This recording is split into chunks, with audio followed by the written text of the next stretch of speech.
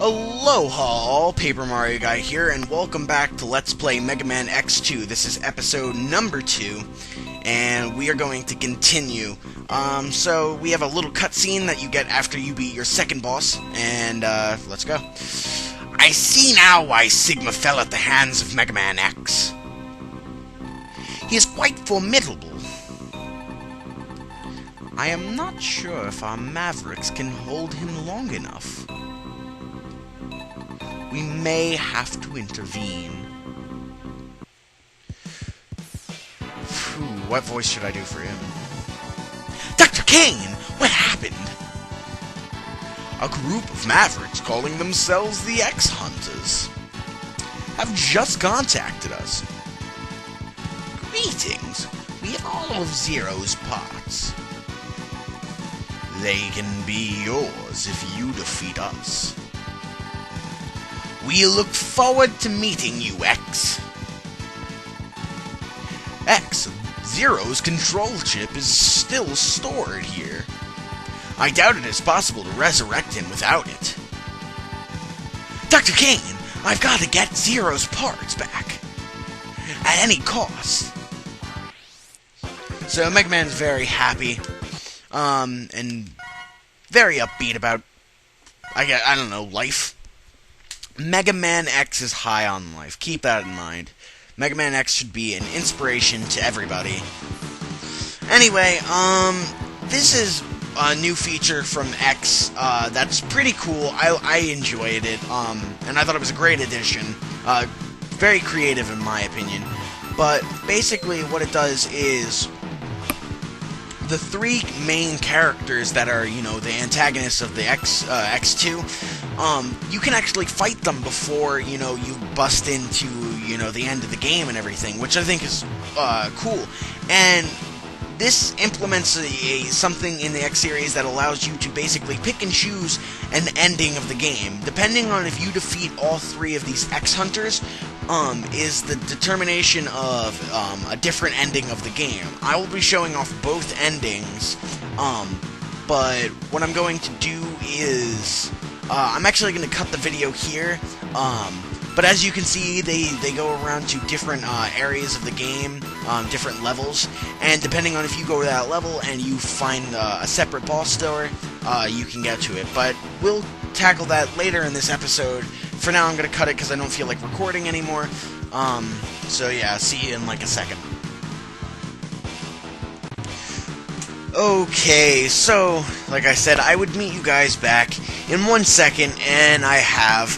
However, this is a later date as of which I'm recording, and I know in the last part, earlier in this episode, I covered most everything that you need to know about, stuff.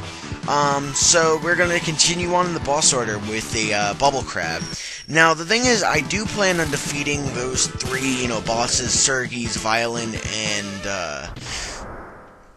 what is this called? What is the third one called? Agile. I plan on beating them.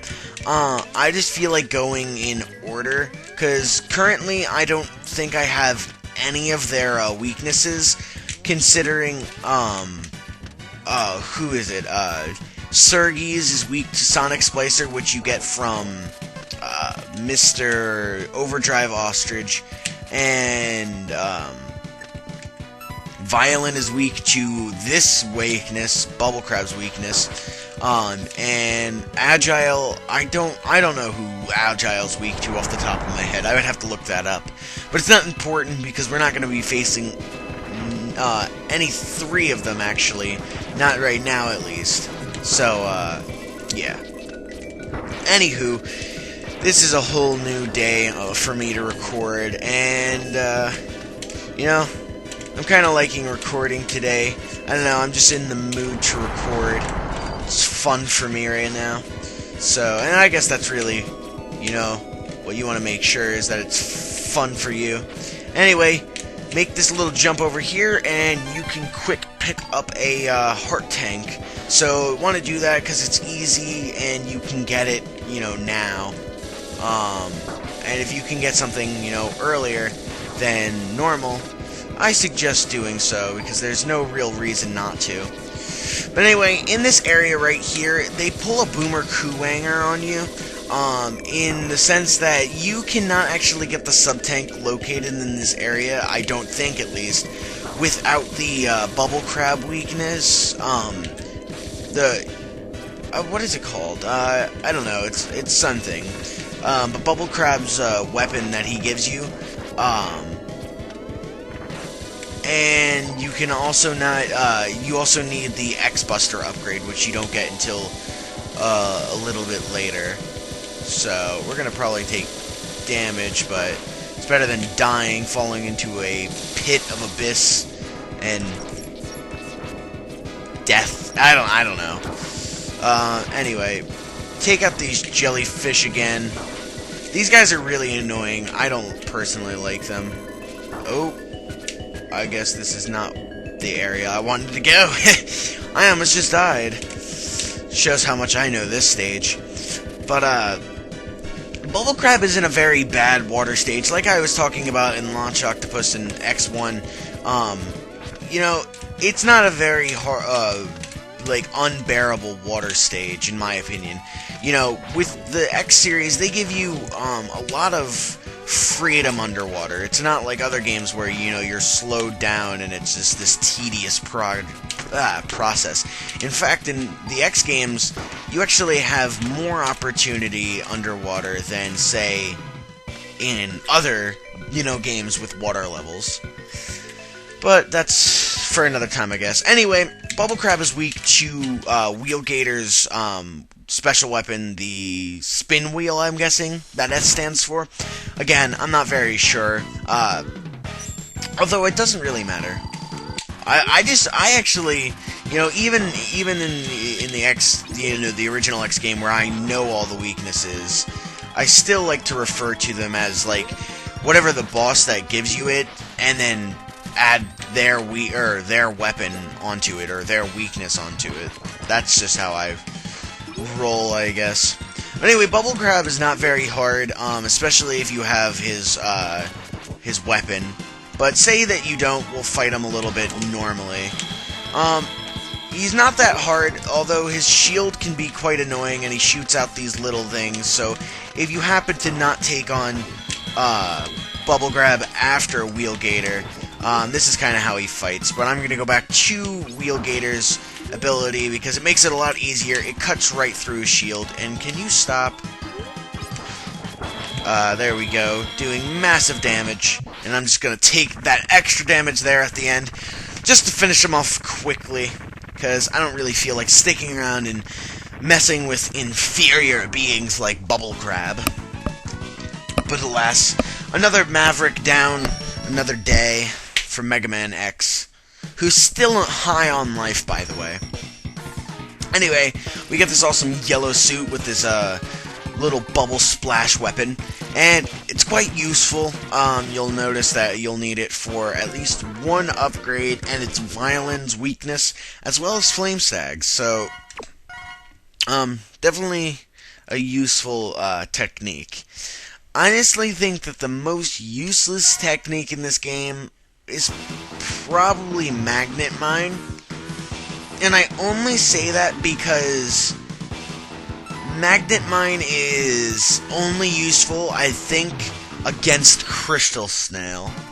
But I could be wrong, so don't quote me on that, but I think I have it right.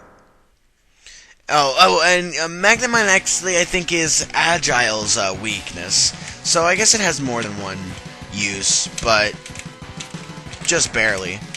Anyway, here's Flame Stag stage. This is a pretty much vertical, you know, vertical climb. I didn't mean for that guy to break, now did I? I don't think I did. Because the thing about Flame Stag stage is that you can get a sub-tank here pretty easily. So I'd recommend doing so.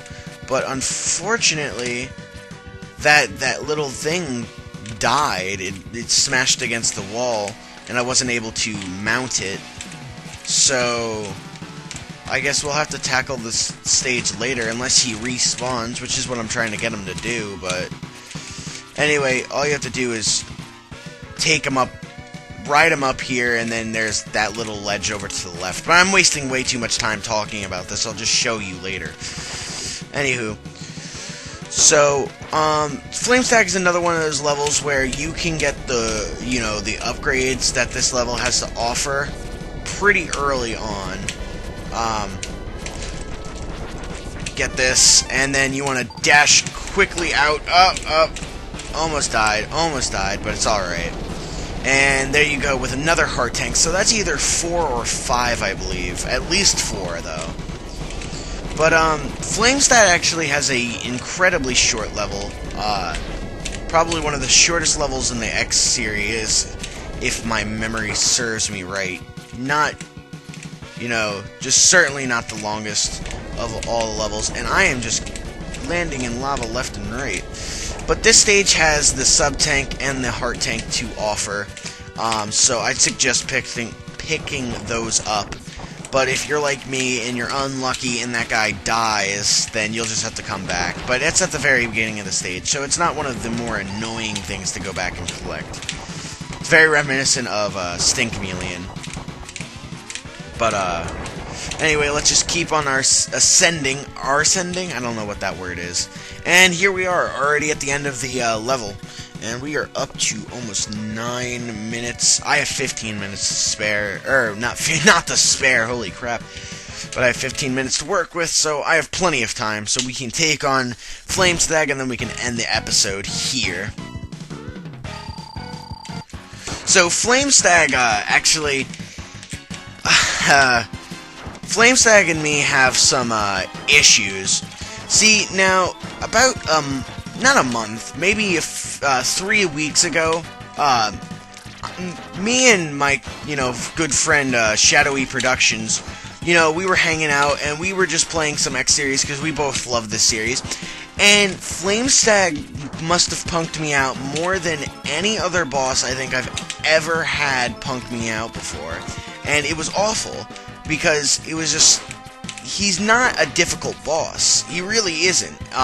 Don't let anything I, show fool you.